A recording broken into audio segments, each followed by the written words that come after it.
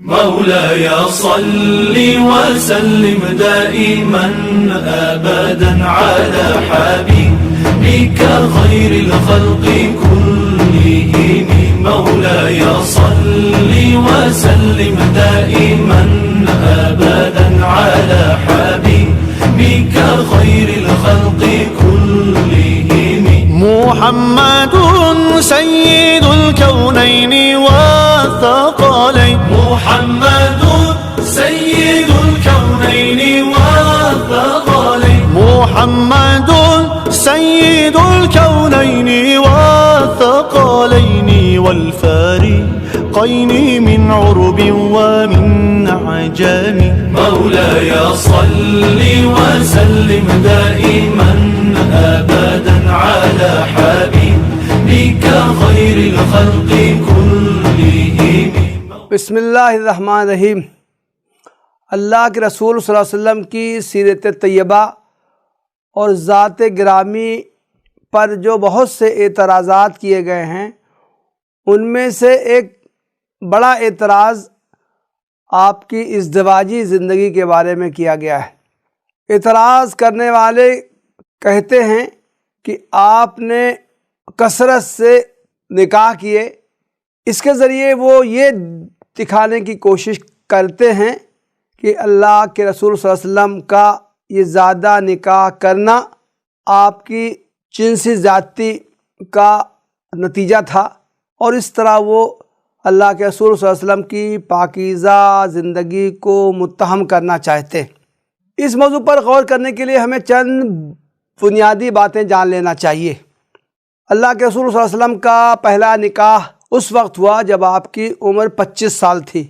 اس وقت تک آپ کی شہرت ایک پاک باز نوجوان کی سی تھی. دوسری بات یہ کہ جب آپ کا نکاح ہوا آپ کی عمر اس وقت 25 برس تھی، اور جس خاتون سے آپ کا نکاح ہوا ان کی عمر 40 سال تھی. ام المومنین حضرت خدیجہ سے آپ کا نکاح ہوا، وہ عمر میں آپ سے 15 برس بڑی تھی، اور آپ کے نکاح میں آنے سے پہلے ان کی 2 مرتبہ شادی ہو چکی تھی اور ان کے شوہر کا انتقال ہو گیا تھا.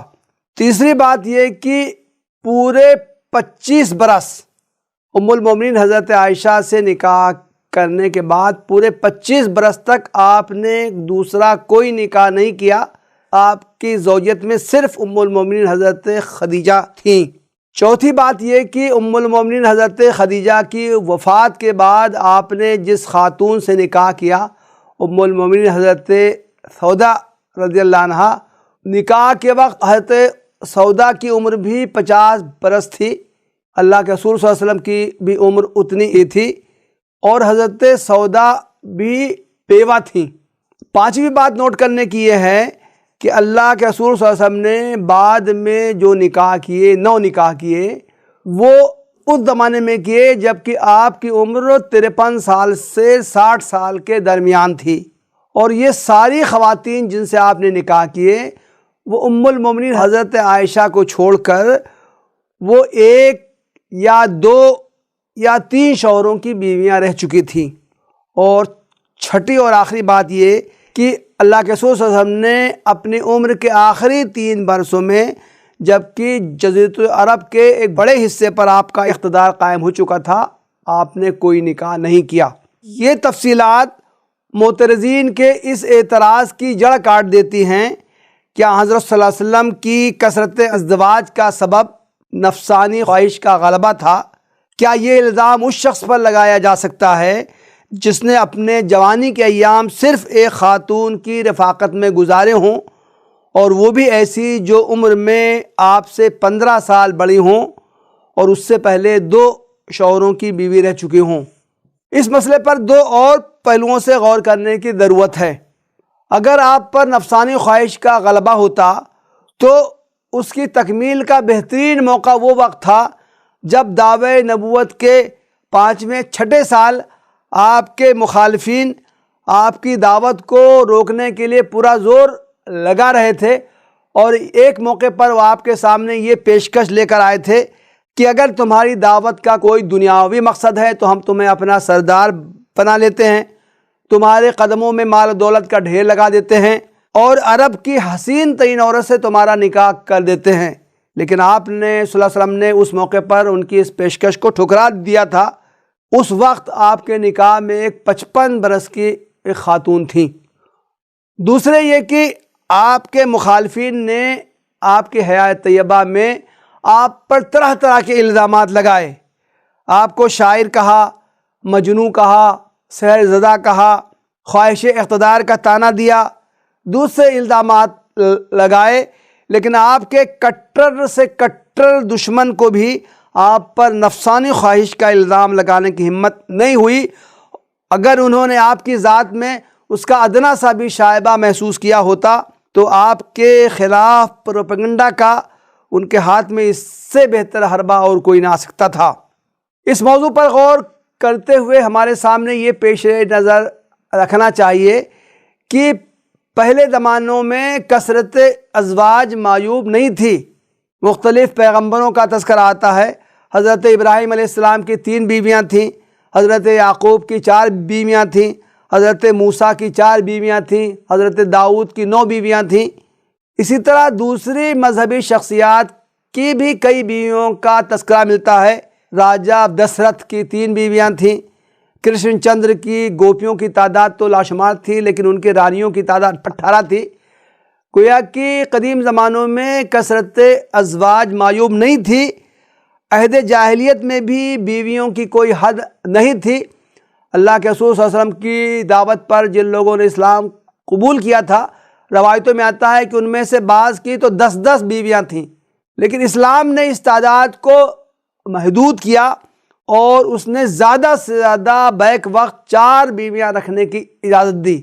اللہ تعالیٰ کا ارشاد ہے، فَانكِحُوا مَا طَابَ لَكُم مِّنَ النِّسَاءِ مَثْنَىٰ وَثُلَاثَ وَرُبَاعَ، تم کو عورتوں میں سے جو اچھے لگے 2 یا 3 یا 4 سے شادی کر لو۔ گویا کہ اس زمانے میں زیادہ سے زیادہ بیویاں رکھنے کا جو رجحان تھا، قرآن نے اس پر پابندی لگائی اور اس کی حد 4 کی مقرر کی۔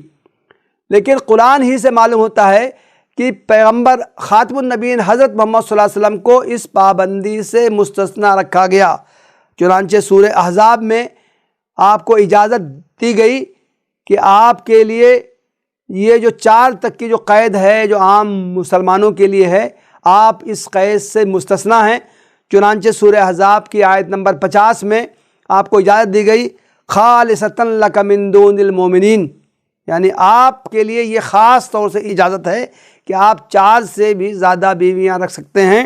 اسی آگے آیت میں کہا گیا لکی لا یکون علیک حرج، تاکہ آپ کو کوئی دشواری اور زحمت نہ ہو۔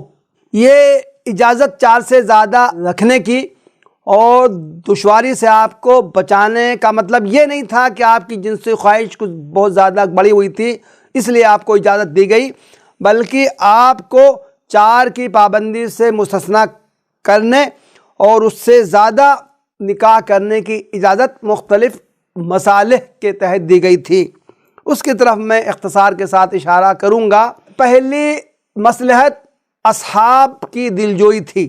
اللہ کے رسول صلی اللہ علیہ وسلم کے جو قریبی اصحاب تھے، ان کی دلجوئی کے لیے آپ نے ان کے قریبی عزیز خواتین سے نکاح کیے۔ حضرت ابوبکر صدیق آپ کے یار غار تھے، آپ کے انتہائی قریبی صحابی تھے۔ آپ نے ان کے صاحبزادی ام المومنین حضرت عائشہ سے نکاح کیا۔ حضرت عمر فاروق رضی اللہ عنہ آپ کے بہت قریبی صحابی تھے، آپ نے ان کی بیٹی حضرت حفصہ سے نکاح کیا۔ حضرت سودا بہت ابتدائی زمانے میں اسلام لے آئی تھی، حبشہ میں بھی انہوں نے ہجرت کی تھی، بہت رائق میں مشقتیں برداشت کی تھیں۔ ان کے شوہر کا انتقال ہو گیا تو اللہ کے رسول صلی اللہ علیہ وسلم نے ان سے بھی نکاح کر لیا۔ حضرت زینب بنت خزیمہ، ان کے تیسرے شوہر حضرت عبداللہ ابن جحش، اللہ کے رسول صلی اللہ علیہ وسلم کے پھوپھی زاد بھائی تھے۔ جب وہ غزوہ احد میں شہید ہوئے تو اللہ کے رسول نے ان کی بیوہ حضرت زینب بنت خزیمہ سے نکاح کر لیا۔ حضرت ام سلمہ کے شوہر حضرت ابو سلمہ وہ رسول اللہ صلی اللہ علیہ وسلم کے رضائی بھائی تھے، السابقون الاولون میں سے تھے، مہاجرین حبشہ میں سے تھے۔ غزوہ احد کے بعد ان کا انتقال ہوا تو اللہ کے رسول صلی اللہ علیہ وسلم نے حضرت ام سلمہ سے نکاح کر لیا۔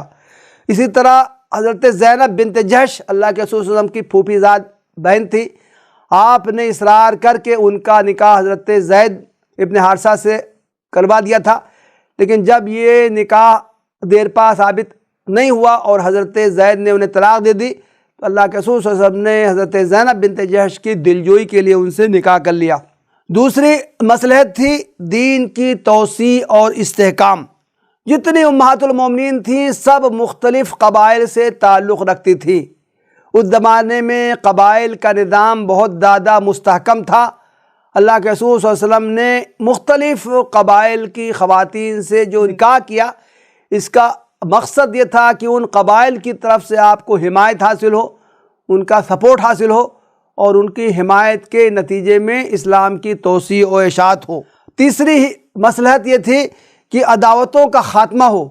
مختلف قبائل جو طاقتور تھے، اسلام سے مختلف اسباب سے عداوت رکھتے تھے، ان قبائل کی خواتین کو اللہ کے رسول صلی اللہ علیہ وسلم نے اپنے نکاح میں لیا۔ اس کا ایک فائدہ یہ ہوا کہ وہ قبائلی عداوتیں وہ ختم ہوئیں۔ حضرت جویریہ بنت حارث، یہ قبیلہ بنو مستلق کے جو سردار حارث تھے ان کی یہ بیٹی تھیں۔ قبیلہ بنو مستلق ایک بڑا قبیلہ تھا، ایک طاقتور قبیلہ تھا جو اسلام کی دشمنی میں پیش رہتا تھا۔ حضرت جویریہ سے نکاح کے بعد ان کے باپ حارث نے دشمنی میں نرمی آ گئی اور بعد میں پورا قبیلہ بنو مستلق اسلام لے آیا۔ اسی طرح حضرت صفیہ بنت حیی، ایک یہودی قبیلے سے ان کا تعلق تھا۔ حضرت صفیہ کے اسلام قبول کرنے کے نتیجے میں اس یہودی قبیلے کی بھی اسلام دشمنی میں کمی آئی۔ چوتھی مصلحت تھی عورتوں کی تعلیم و تربیت۔